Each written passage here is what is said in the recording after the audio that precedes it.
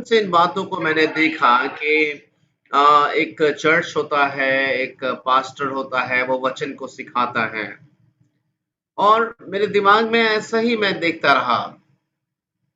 लेकिन मेरे प्यारे भाई-बहन, जब मेरा सचमुच उद्धार हुआ, तो मैंने एक बहुत सुंदर बात को समझा कि पवित्र शास्त्र बाइबल का अध्ययन करना, उसको उत्पत्ति से लेकर प्रकाशित वाक्य तक इस 66 पुस्तकों का पूरा अध्ययन करना, उसमें यीशु मसीह को खोजना, यीशु मसीह को जानना, सारे विश्वासियों का कर्तव्य है, सारे विश्वासियों का। मेरे प्यारे भाई-बहन, मैंने मसीही समाज में, कलीसियाओं में एक सबसे बड़ा जो समस्याओं को मैं देख रहा हूँ, वो यह देख रहा हूँ कि लोग अपने आप को जानबूझकर अपाहिज बना रहे हैं, आत्मिक अपाहिज। अपाहिज व्यक्ति का हालात क्या होता है? अपाहिज को हमेशा दूसरे की सहायता की आवश्यकता पड़ती है। अपाहिज व्यक्ति को आप सभी जानते हैं। जो चल नहीं सकता उसको किसी का सहारा की जरूरत होती है, जो देख नहीं सकता है तो उसको भी कोई सहारा की जरूरत होती है। मैंने देखा कि आत्मिक अपाहिज हालात हमारी कलीसियाओं के विश्वासियों के होते जा रहे हैं पूरी दुनिया में, और वो यह है कि कलीसियाओं के जो सदस्य लोग हैं, वो पूरी तरह से इस बात पर निर्भर करते हैं कि हमारा अगुआ जो सिखाएगा वही हमारा दायरा है। हम ना तो उससे दाएं मुड़ते हैं ना बाएं मुड़ते हैं। उदाहरण स्वरूप मैं ऐसा सोचता हूं, मैं नहीं जानता सत्य क्या है। जितनी ईमानदारी से आप प्रति दिन जो है रात में जूम मीटिंग में हम लोग जो यहाँ पर वचन सीखते हैं, क्या सचमुच इतनी ही ईमानदारी से आप पवित्र शास्त्र बाइबल के पन्नों में आप जाकर प्रतिदिन क्या यीशु मसीह की खूबसूरती को ढूंढने के लिए मेहनत करते हैं या नहीं करते? मुझे नहीं मालूम, लेकिन मैं आप सभी को बताना चाहता हूं, स्वर्ग अगर जाना चाहते हैं तो, और अगर सिर्फ पृथ्वी में ही खुश रहना चाहते हैं तो, दोनों में बहुत अंतर है। अगर सिर्फ पृथ्वी में ही ठीक ठाक आपका काम धंधा ठीक चलता रहे, बीमारी ठीक होता रहे, शांति रहे घर में, सिर्फ इतना ही अगर आप चाहते हैं, सिर्फ इतना ही अगर चाहते हैं, तो मेरे प्यारे भाई बहन, एक मिनट,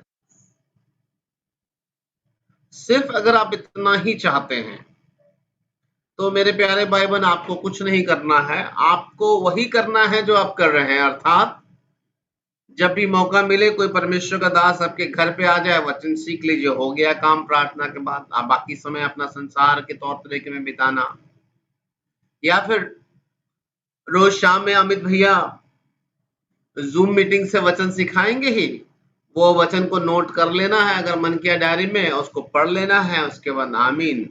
उसके बाद अब अगला दिन का रात 8 बजे, अगर सिर्फ पृथ्वी पर ही रहना है आपको तो यही कीजिए। लेकिन मैं आप सभी को चेतावनी देना चाहता हूं आज कि जो लोग भी ऐसा कर रहे हैं वो आत्मिक रूप से अपने आप को अपाहिज बना रहे हैं, और बहुत सारे लोग ऐसा बना चुके हैं। मेरे प्यारे भाई बहन, मैं जो यीशु मसीह से प्यार करता हूं, मेरा कार्य जूम में आकर या कलीसिया में खड़े होकर आपको ये केवल सिखाना है कि आप यीशु मसीह से इतना प्यार करें कि जैसा मैंने यीशु मसीह के प्यार किए के पीछे दीवाना हुआ, उसके पीछे चल पड़ा, आप भी उसके पीछे चल पड़े। लेकिन ज्यादातर लोग यीशु मसीह के प्यार को तो पसंद करते हैं, लेकिन चलना मेरे पीछे पसंद करते हैं, अर्थात भैया जो सिखाएंगे, अगुआ जो सिखाएंगे, बस। मेरे प्यारे भाई बहन, मैं आप सभी को चेतावनी देना चाहता हूं आज की शाम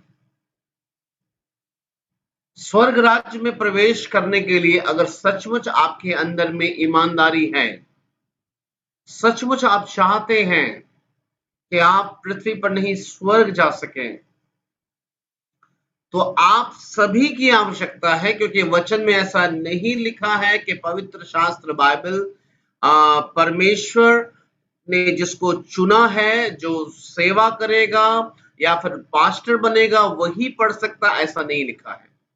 पवित्र शास्त्र बाइबल परमेश्वर ने अपने विश्वासियों के लिए दिया है ताकि उसको पढ़े, और बाइबल बताती है लिखा वो सिद्ध बन सके। सिद्ध बनने का मतलब बाइबल में लिखा है जैसा प्रभु यीशु मसीह सिद्ध है वैसा ही हम सिद्ध बन सके। मेरे प्यारे भाई बहन, आपको मैं बताना चाहता हूं कि यीशु मसीह ने कहा कि सबसे बड़ी आज्ञा यह है कि परमेश्वर से अपने प्रेम रख। आप मुझे बताइए कि इस संसार में कोई भी चीज जो आपको अच्छी लगती है, तो आपको अच्छी कब लगती है? कोई भी चीज, कोई भी पेड़ पौधा हो गया या कोई खूबसूरत स्थान हो गया, है ना? कोई भी चीज आपको खूबसूरत कब लगता है? वो केवल तब लगता है जब आप देखते हैं अपने आंखों से। कोई भी गीत आपको खूबसूरत कब लगता है? जब आप अपने कानों से सुनते हैं। लेकिन अगर दुनिया के खूबसूरत से खूबसूरत पेड़ के सामने मैं आपको बैठा दूं, खूबसूरत से खूबसूरत फूल के सामने आपको रख दूं और बोलूं कि देखो इस फूल को और बताओ कि कितना सुंदर है, तो आप पता है मुझे क्या बोलेंगे?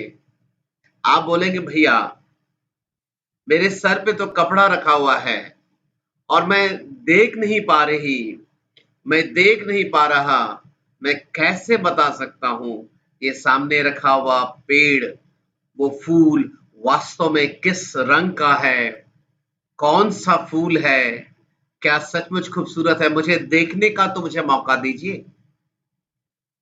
मेरे प्यारे भाई बहन, अगर मैं उसको हल्का सा चादर उठा के फिर गिरा दूं तो कितना देख पाएगा? हल्का सा देख पाएगा। मैं पूछो अब बोलो कितना सुंदर है, तो आप बोलिएगा भैया देखना तो चाह रहे थे, आप तुरंत पर्दा गिरा दिए। एकदम थोड़ा सा, हाँ अच्छा लगा था लेकिन बड़ा थोड़ा सा देखे। मेरे प्यारे भाई बहन, पवित्र शास्त्र बाइबल में ऐसा लिखा है कि एक समय ऐसा ही पर्दा में, तंबू में परमेश्वर की उपस्थिति हुआ करती थी, और परमेश्वर की खूबसूरती को एक दास उस कमरे में जहां परमेश्वर की उपस्थिति हुआ करते थे, एक दास जाता था और बाकी कलीसिया बाहर रहती थी, वो परमेश्वर की उपस्थिति को नहीं देख पाती थी। वो दास जो कुछ भी बातें होती थी प्रभु से, वो खूबसूरती, वो प्यार, वो पवित्रता, वो जब बाहर निकलता था तो बताता था। लेकिन वो क्यों था? वो इसलिए था कि एक दास जो आज्ञा मानता था, परमेश्वर के वचन पे चलता था, डरता था, व्यवस्था को ठीक से पूरा करता था, केवल उसी को परमेश्वर की उपस्थिति में जाने का मौका था और सब नहीं जा सकते थे। बाकी एक बड़ी भीड़, कलीसिया आकर भी उन्हें बाहर आंगन में बैठना पड़ता था। सुनिएगा, ऐसा नहीं था पहले।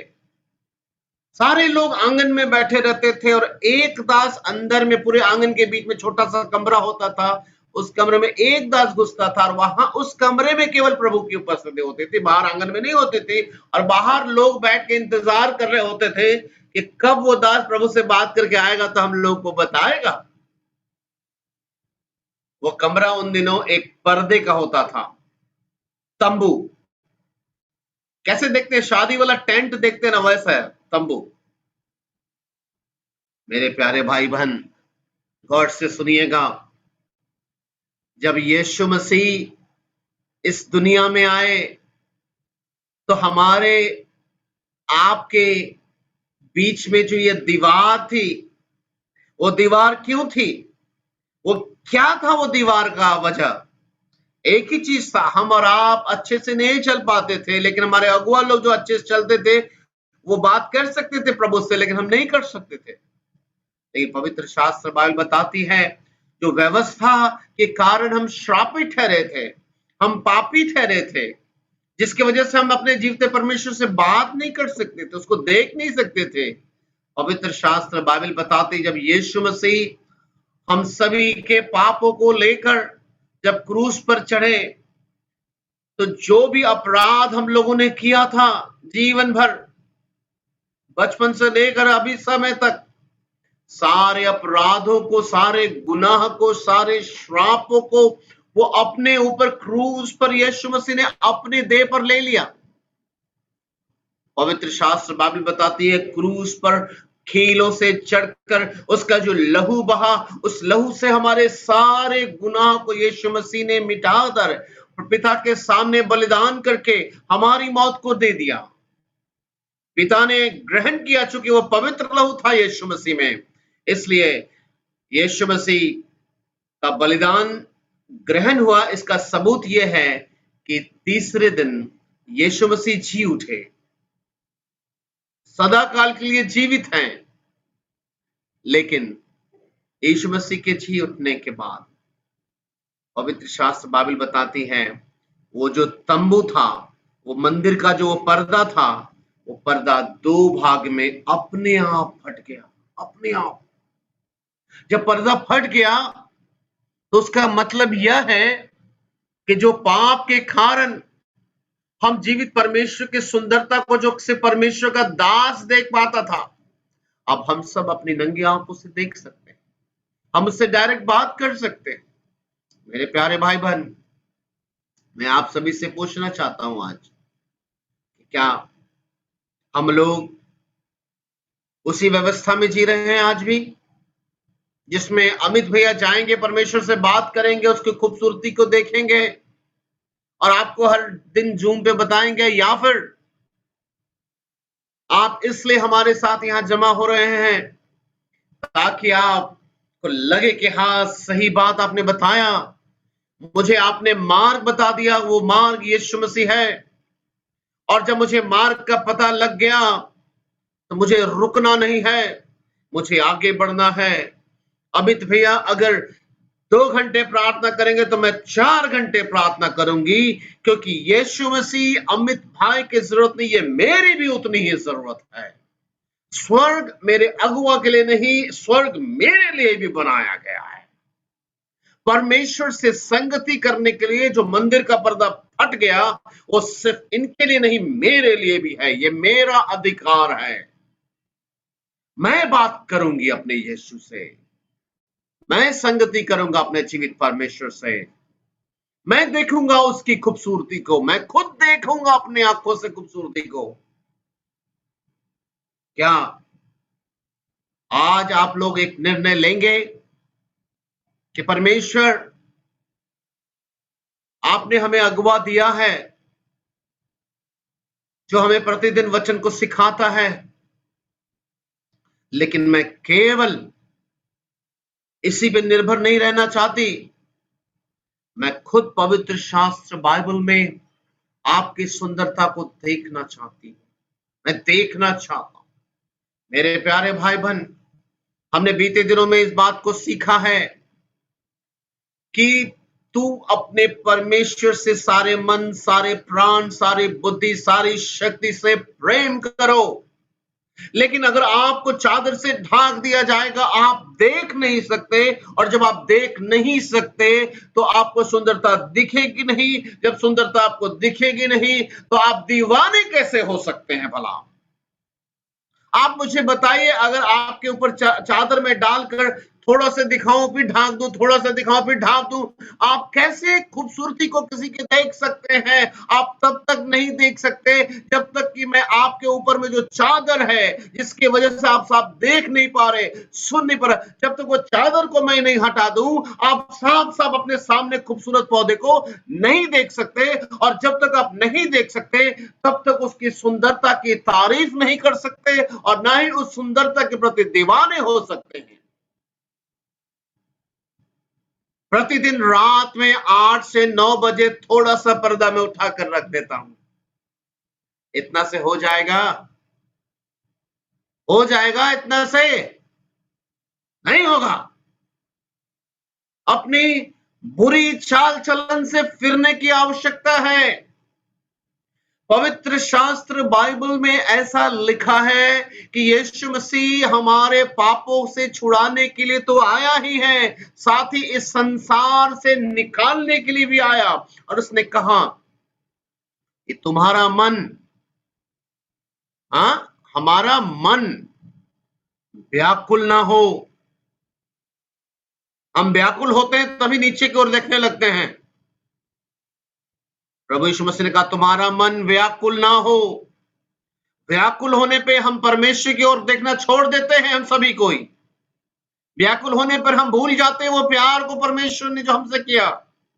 जब हम व्याकुल होते हैं तो हम स्वर्गीय वस्तु में ध्यान हमारा हट जाता है। हम पृथ्वी के और पृथ्वी की वस्तु को निहारने लगते हैं। यीशु मसीह ने कहा तुम्हारा मन व्याकुल ना हो। देखो मैं तुम्हारे लिए, किसके लिए? तुम्हारे लिए, हमारे लिए स्वर्ग में जगह तैयार करने के लिए जा रहा हूं।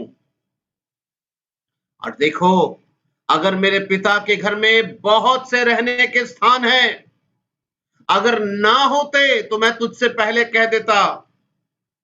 मैं बता रहा हूं, प्रभु कहते हैं मेरे पिता के घर में बहुत से रहने के स्थान हैं और मैं फिर आऊंगा तुमको लेने के लिए, ताकि जहां मैं रहता हूं वहां तुम भी रहो। हालेलुया, प्रभु की स्तुति हो।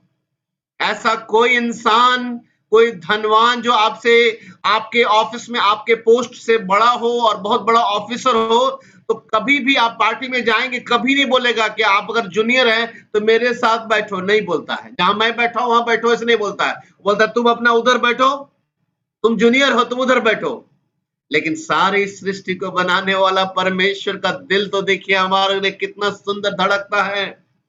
एक माँ और एक पिता ही अपने बच्चे को, वो जितना भी अच्छे पोस्ट में चला जाए, वो बोलता है मेरे पास बैठो, हाँ मेरे पास बैठो, इधर मत जाओ बेटा, उधर कहां जा रही हो, यहां बैठो मेरे साथ।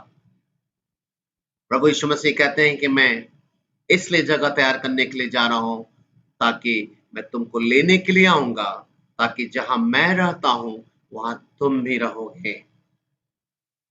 मैं आप सभी से प्रश्न करना चाहता हूं, क्या रोज रात को 8 से 9 बजे थोड़ा सा पर्दा उठाता हूं बाइबल से खोल के और यीशु मसीह का चेहरा खूबसूरती थोड़ा सा दिखाता हूं, इससे आप दीवाने क्या सचमुच हो जाएंगे क्या?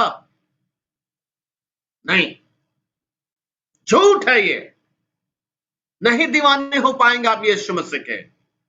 और याद रखिएगा मेरी बात को, कान खोल के सुन लीजिए, यीशु मसीह के अगर आप दीवाने नहीं हुए ना समय रहते हुए, डर से और आज्ञा मानकर आप स्वर्ग नहीं जा पाएंगे। लिख लीजिएगा अपने डायरियों में, डर से, बाइबल बताती है डर का संबंध जो है दंड से है। अभी कल हमारे घर में जो भाई बहन लोग आए थे, मैंने उन लोगों से एक प्रश्न पूछा था। मैं आपसे भी पूछना चाहता हूं आज की रात, शायद आप समझ सके मैं क्या कहना चाहता हूं। मैंने अपने घर में आए सभी भाई बहनों से एक प्रश्न पूछा था और वो प्रश्न ये था कि मैंने पूछा कि आप में से कितने लोग स्वर्ग जाना चाहते हैं या नरक जाना चाहते हैं? तो आप समझ सकते हैं, आप सभी यही जवाब देंगे कि हम नरक नहीं जाना चाहते, हम स्वर्ग जाना चाहते हैं। तो मैंने पूछा कि स्वर्ग क्यों जाना चाहते हैं? स्वर्ग क्यों जाना चाहते हैं आप? थोड़ा देर मेरा मुंह देख रहे थे सारे भाई बहन। मैंने बताया कि मैं आपको बताता हूं आप स्वर्ग क्यों जाना चाहते हैं।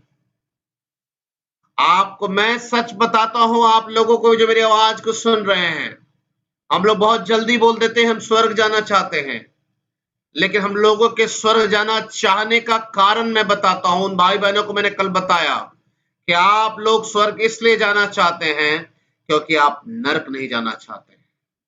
आपको नरक जाने से डर लगता है, आप इसलिए स्वर्ग जाना चाहते हैं।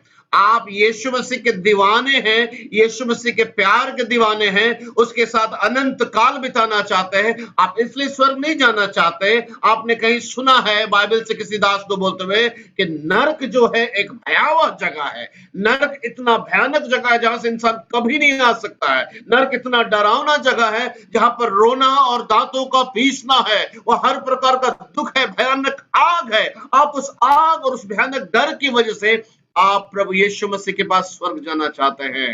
आप यीशु मसीह के प्यार के कारण स्वर्ग नहीं जाना चाहते। और इसका जिंदा प्रूफ मैं बता सकता हूं आप ही लोगों को। आपको अगर लगे कि मैं ऐसा क्यों बोल रहा हूं तो मैं बता सकता हूं आप लोगों को मैं ऐसा क्यों बोल रहा हूं। मैंने बताया कि आप अगर यीशु मसीह के प्यार के कारण स्वर्ग जाना चाहते हैं, अगर ये सच है कि यीशु मसीह के साथ अपनी पूरी जिंदगी, वो भी अनंत काल का जिंदगी बिताना चाहते हैं, अगर ये सच है कि उसी को आप स्वर्ग मानते हैं, तो पवित्र शास्त्र बाइबल में पहली ही प्रार्थना में यीशु मसीह ने हमें प्रार्थना करना सिखाया था कि जब तू प्रार्थना करे तो कहो कि हे हमारे स्वर्गीय पिता जो हमसे प्यार करता है, तेरा राज्य आए। कहां आए वो स्वर्ग का राज? हमारे जीवन में आए, हमारे घरों में आए, हमारे बच्चों के जीवन में आए। और वो राज्य जब आएगा तो क्या राज्य बिना राजा का नहीं होता है? ऐसा कोई राज्य नहीं जहां पर राजा ही ना हो, वरना वो राज्य नहीं कहलाता। और जब राज्य आता है तो राजा भी आता है। हर दिन अपने घरों में जब हम प्रार्थना करने का मौका मिलता है, हम जब कहते हैं प्रभु तेरा राज्य मेरे जीवन में आए, तो वो राजा भी आता है। तो उस राजा से जिसका नाम यीशु मसीह है, उस राजा के साथ यहां पर कितना समय बिताने में मन करता है। मैंने अक्सर सुना भाई बहनों से, भैया सब कुछ कर लेते हैं, प्रार्थना 1 घंटा से ज्यादा नहीं कर पाते हैं। कोई बोलता है 2 घंटा से ज्यादा नहीं कर पाते हैं, हमको दिक्कत होता है, मन इधर-उधर होने लगता है। मैं आपसे पूछना चाहता हूं, तो क्या ये सत्य है कि आप स्वर्ग उसी यीशु के प्रेम में जाना चाहते हैं जिससे आपको पृथ्वी पर उससे बात करने का मन नहीं करता है, जिससे आप रोज बात नहीं कर पाते हैं? आप जब बैठते भी है तो आपका मन भटकने लगता है। आप जानते हैं जो किसी से प्यार करता है उसका मन तो ऐसा कहलाता है कि वो भटका हुआ है, क्योंकि वो कहीं नहीं देखता, सिर्फ जिसको प्यार करता है उसी को देखता है। और हम लोग कहते हैं जब हम यीशु मसीह से तो प्यार करते हैं, लेकिन कुछ पल के लिए भी उससे जब बातें करने का मौका मिलता है, प्रार्थना करने का मौका मिलता है, तो हमारा मन भटकने लगता है। अक्सर हम इस प्रकार की समस्याओं को बता रहे हैं। मेरे प्यारे भाई बहन, आप सबको मेरी आवाज आ रही है?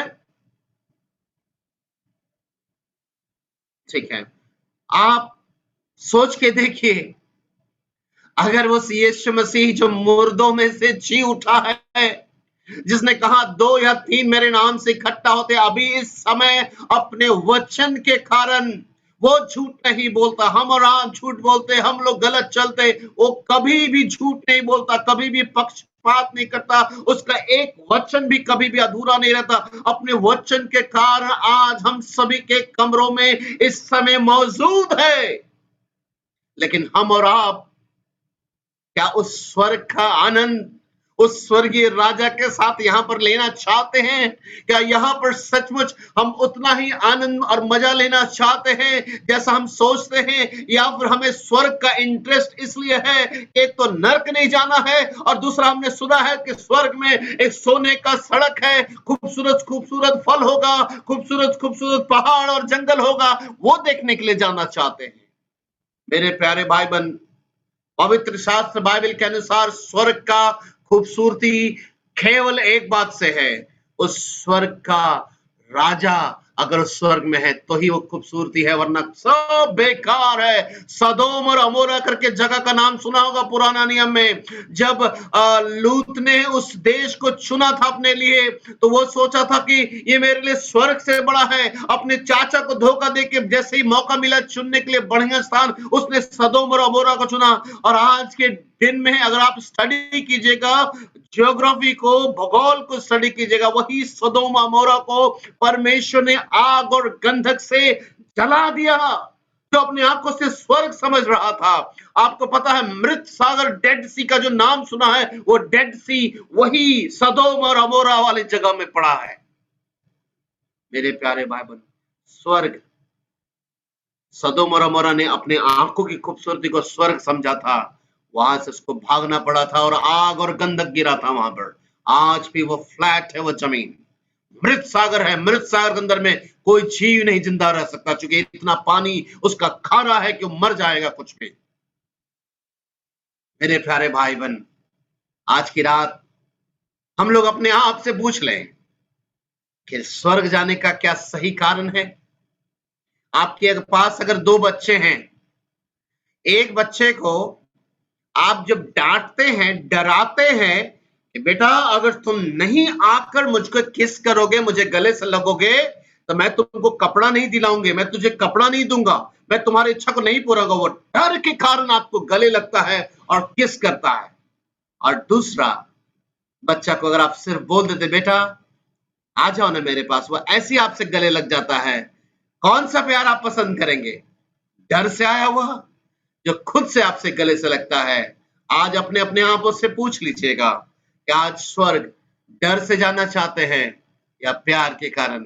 अगर प्यार के कारण, तो वो प्यार स्वर्ग जाने पे अवेलेबल होगा ऐसा नहीं है। प्रभु यीशु मसीह कहा, मैं स्वर्ग छोड़कर तुम्हारे पास अभी आ गया हूं। और जब स्वर्ग का राजा हमारे पास आ गया हमारे कमरे में, विश्वास मानिए पूरा स्वर्ग हमारे पास आ गया है। हालेलुया! पूरा स्वर्ग हमारे कमरे में इस समय मौजूद है। पूरा स्वर्ग मौजूद है इस समय में। आवश्यकता है तो इस बात की कि हम और आप इस बात का आनंद लेंगे कि यीशु राजा हमारे कमरे में है। और जब स्वर्ग का राजा हमारे कमरे में है, तो वो राज्य भी हमारे कमरे में है। जब वो राज्य ही हमारे कमरे में है, तो हम इसका पूरा लाभ उठाएं। हमें फरीसियों के समान अपने आप को धोखा में रखने की आवश्यकता नहीं। वो अपने आप को हमेशा दूसरों को तो दिखाते थे, लेकिन अंदर उनका घोर अंधकार था। यीशु मसीह ने फरीसियों के लिए कहा था कि ये चूना फिरी हुई कब्रों के समान है। आप देखते कभी कब्रिस्तान के बाहर से आपका कभी देखा होगा, तो कब्रिस्तान में आप देखेंगे कि संगमरमर लगा हुआ है, टाइल्स लगा हुआ है कब्र के ऊपर में, बड़ा खूबसूरत दिखता है टाइल्स लगा हुआ। वही परमेश्वर ने कहा कि ये फरीसी लोग ऐसे ही हैं, ऊपर में टाइल्स जैसा खूबसूरत लगता है, लेकिन उनके हृदय में अगर जान के देखिएगा तो हर प्रकार की गंदी बात, चोरी, लुचपन, व्यभिचार, अशुद्ध कामना, हर एक प्रकार की बुरी लालसा जो शैतान की ओर से है, संसार की ओर से है, उससे भरे हुए हैं। प्रभु ने एक जगह कहा कि तुम बर्तन को तो बाहर से मांजते हो। आप में से कई लेडीज लोग यहाँ पर मौजूद है। मैं आपसे पूछना चाहता हूँ, जब घर में बर्तन को धोने का मौका मिलता है, डेगची होता है, गिलास होता है, खाली बाहर से मांज के छोड़ देते हैं क्या, कि अंदर भी मांजते हैं? प्रभु ने कहा ये फरीसी लोग जो दो तरफा जीवन जीते हैं, उनका पहचान क्या है? खाली बर्तन को बाहर से मांजते हैं, अंदर नहीं साफ करते। इसलिए बाहर से लोग देखते हैं, वाह बहुत अच्छी बहन है, बहुत अच्छा भाई है, रोज जूम मीटिंग में अटेंड करता है, गवाही देती है, गवाही देता है, लेकिन अंदर उसका बहुत गंदा है।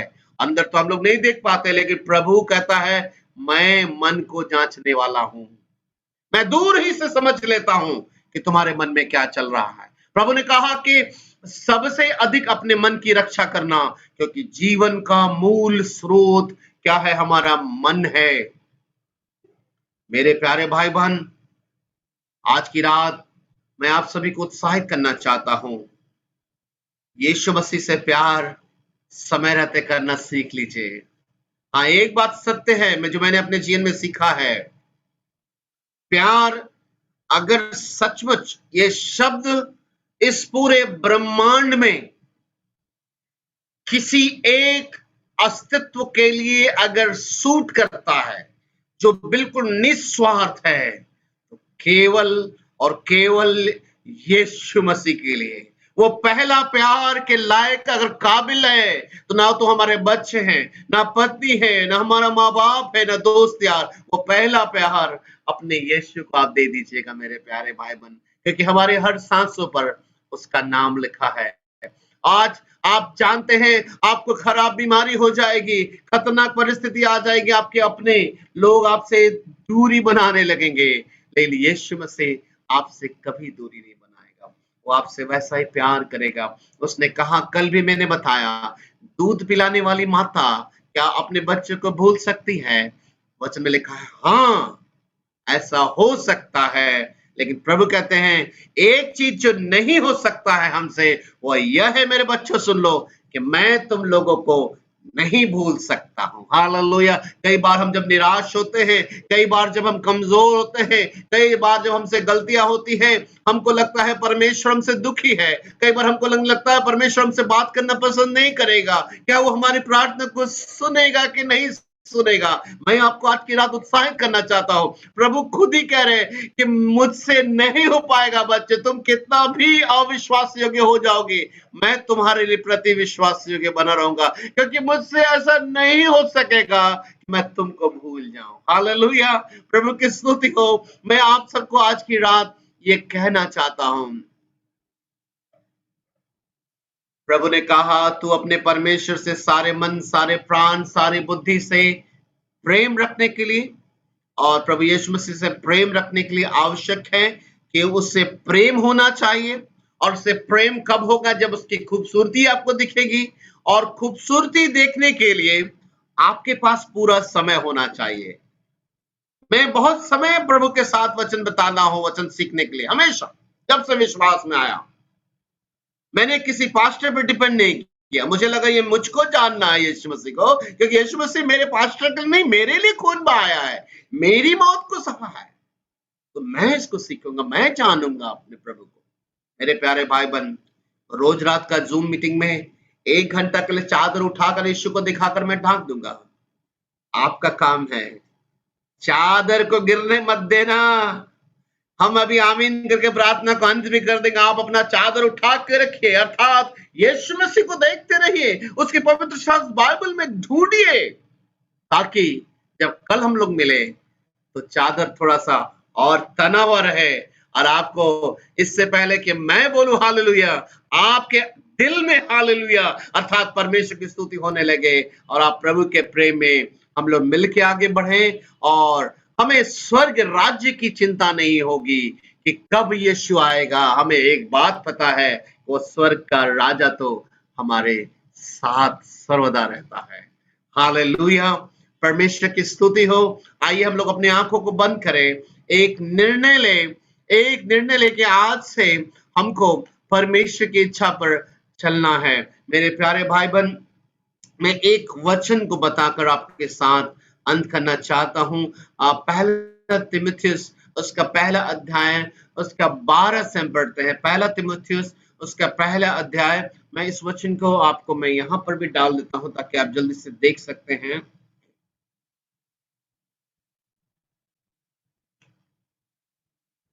मैं चार्ट में डाल दे रहा हूं।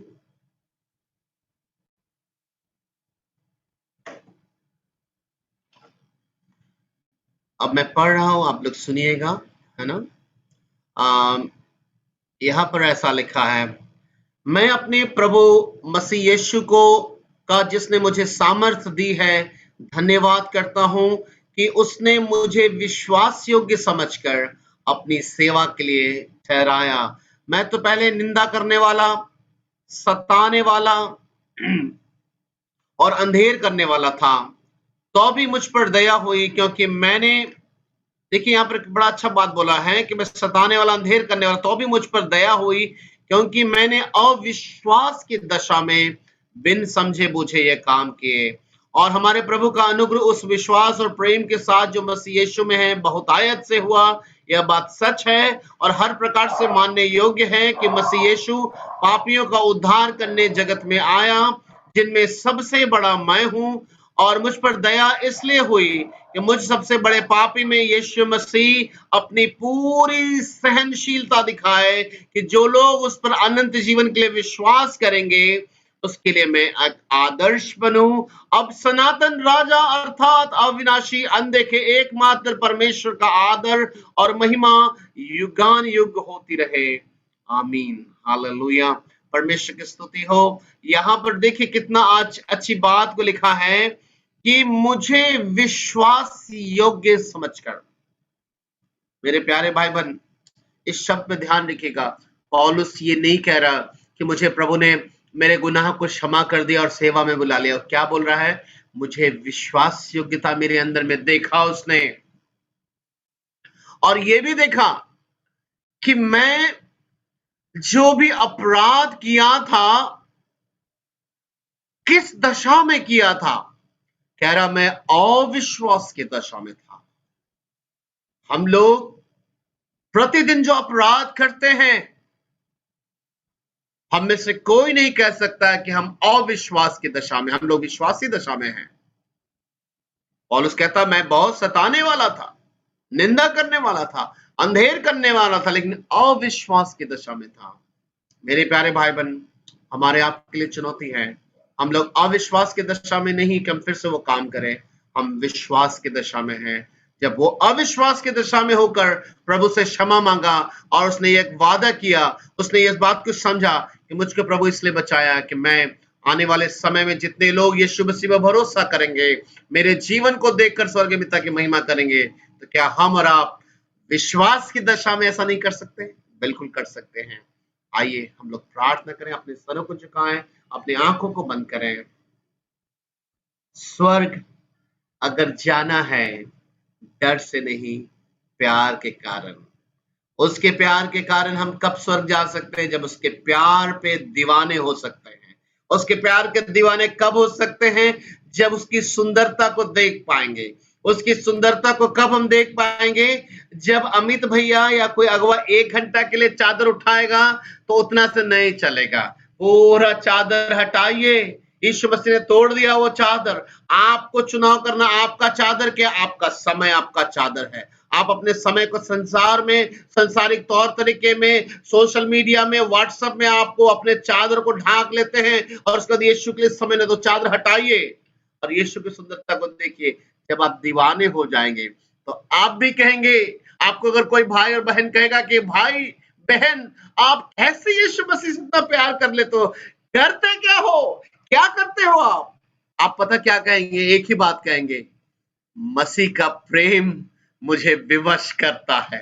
मैंने मसीह के प्रेम को जान लिया है, वो प्रेम मुझे विवश करता है। अब कौन मुझे मसीह के प्रेम से अलग कर सकता है? क्या तलवार, क्या जोखिम, क्या नंगाई, कोई भी वस्तु अब मुझे मसीह के प्रेम से अलग नहीं कर सकता। आइए हम लोग अपने सरों को झुकाएं। महान सर्वशक्तिमान परमेश्वर, हम दिल से धन्यवाद करते हैं कि आज आपने हम लोगों से हमारा दिल एक बार फिर से मांगा है, क्योंकि आप हम लोगों से बहुत ज्यादा प्यार करते हैं। प्रभु, ऐसा लगता है जैसे कि आप हम लोगों के बिना नहीं रह पाते हैं पिता।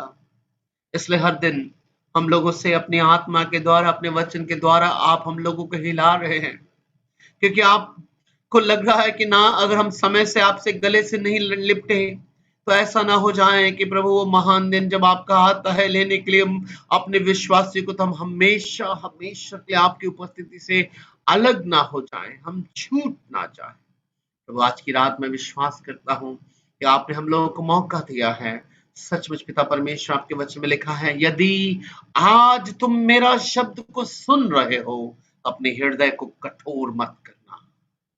आज ही का दिन उद्धार का और छुटकारे का और मुक्ति का, चंगाई का एक सुंदर संबंध को शुरुआत करने का दिन है मेरे साथ। हाँ पिता परमेश्वर, ऐसा ही हमारे भाई बहनों के साथ होने चाहिए। पवित्र आत्मा इसमें सहायता करें। हमारे भाई बहन जो मेरी आवाज को सुनते हैं, पवित्र आत्मा आप सबको अपने हाथ में लीजिए, सबके दिलों को प्रभु अपने हाथ में लीजिए, ताकि प्रभु हम सब आपसे प्रेम करें, आपकी सामर्थ्य हो के प्रभु यीशु को जाने। हालेलुया। पिता परमेश्वर, सचमुच आज के दिन में जिन बातों को आपने सिखाया उसको हम लोग भूले ना प्रभु, चाहते हैं। परमेश्वर पिता, आपका प्रेम, आपके पुत्र प्रभु यीशु मसीह का अनुग्रह, आपकी पवित्र आत्मा के संगति और सहभागिता हम में से हर एक भाई बहनों के साथ अब से लेकर प्रभु आपके दोबारा आगमन तक इसी प्रकार से होती रहने पाए। आमीन। सबको जय मसीह की।